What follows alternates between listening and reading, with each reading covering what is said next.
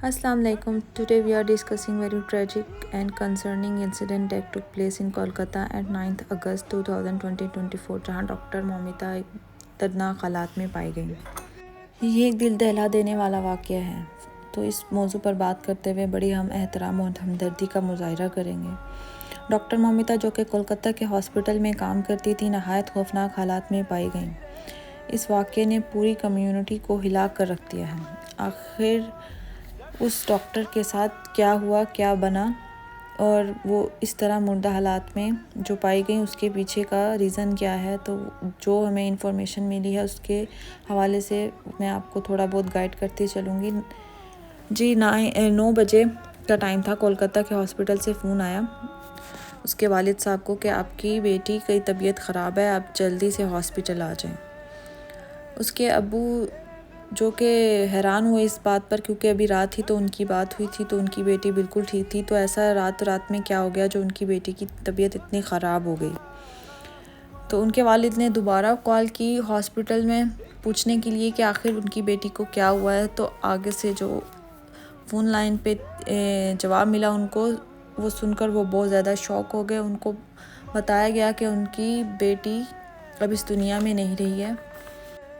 उनको जैसे इस खबर पर यकीन ही नहीं आया कि उनकी बेटी जो कि दिन में कितने मरीज़ों को ज़िंदगी देती थी, वो आज खुद अपनी ज़िंदगी से हाथ धो बैठी है। जैसे ही खबर सुनी, उन्होंने वो फ़ौरन हॉस्पिटल के लिए रवाना हो गए। अभी 8 अगस्त को ही तो उनकी माँ की अपनी बेटी से कॉल पे बात हुई थी, जिसमें मामूल की बातचीत के बाद उन्होंने फ़ोन बंद कर दिया। उनको क्या पता था कि ये उनकी अपनी बेटी से आखिरी बात हो रही है। रात 12 बजे जब सब लोग अपनी थकावट उतारने के लिए सोने के लिए जा रहे थे, तब वो अपने 2 जूनियर कुलीग्स के साथ बैठी हुई थी, खाना खा रही थी, और उसके बाद उन्होंने बोला कि मैं सेमिनार हॉल में सोने के लिए जा रही हूँ थोड़ी थकावट के लिए।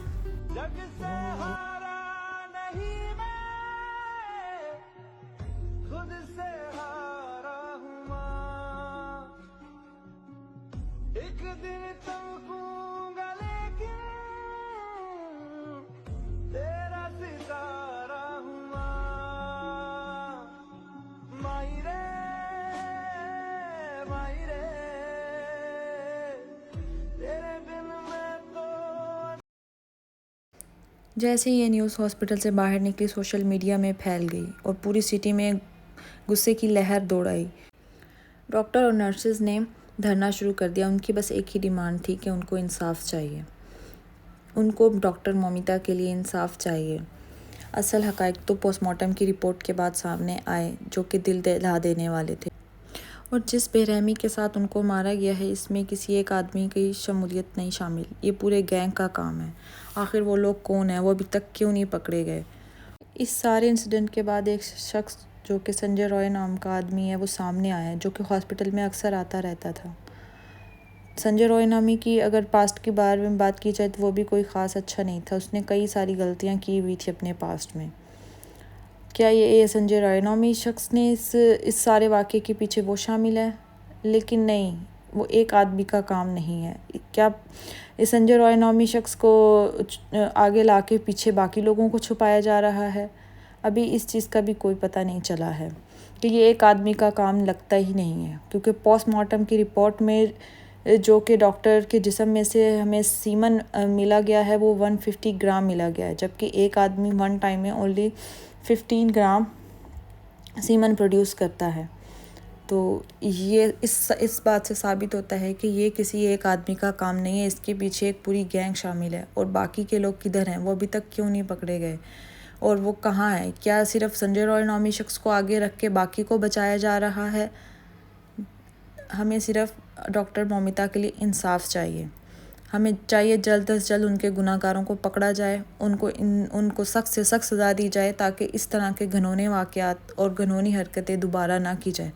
वो अभी भी खुले बाहर फिर रहे हैं अगले क्राइम को अंजाम देने के लिए। तो ज़रूरी है कि उनको जल्द से जल्द पकड़ा जाए, ताकि इस तरह के कम्युनिटी में से इस तरह के क्राइम को जल्द से जल्द ख़त्म किया जाए। उनको इस तरह की सज़ा दी जाए कि आगे आने वाले लोग उनकी इस सज़ा को देखकर इबरत हासिल करें कि आगे इस तरह के वाक़यात हमारी सोसाइटी में ना हो सकें। तो हम बस दुआ करते हैं कि जल्द अज जल्द उनके जो भी शामिल हैं इसमें मुलजिम वो पकड़े जाएं और उन डॉक्टर मौमिता को इंसाफ दिया जाए। पोस्टमार्टम की रिपोर्ट में जो हक़ाइक़ सामने आए हैं वो वाकई में दिल दहला देने वाले हैं। किस बेरहमी के साथ उनको मारा गया, उनकी गर्दन की हड्डी टूटी गई, उनकी आँखों में शीशे के टुकड़े थे, उनके ज़ख़म थे उनके जिस्म पे, उनके चेहरे में, उनकी आँखों से मुंह से खून बह रहा था, उनके प्राइवेट पार्ट से खून बह रहा था, उनकी पेल्विक जो हड्डी होती है वो भी ब्रोकन थी, उनकी पाँव की हड्डियाँ टूटी हुई थी। मतलब किस बेरहमी से उनको मारा गया, ये सोचकर एक दफ़ा तो रूह कांप जाती है कि आखिर कितने बेरहम लोग हैं इस दुनिया में शामिल जो कि जानवरों से भी बदतर हैं। हमें इस तरह के लोगों को इस कम्युनिटी से बाहर निकालना है और उनको सज़ाए मौत सुनाई देनी चाहिए ताकि इस तरह के काम दोबारा कभी भी सोसाइटी में ना हो सके। हम बस उनके लिए दुआ कर सकते हैं कि उनकी अल्लाह उनकी रूह को सुकून दें और हमें इस टॉपिक पे बात लाजमी करनी चाहिए ताकि हम इस जैसे क्राइम्स को बंद कर सकें। Thank you.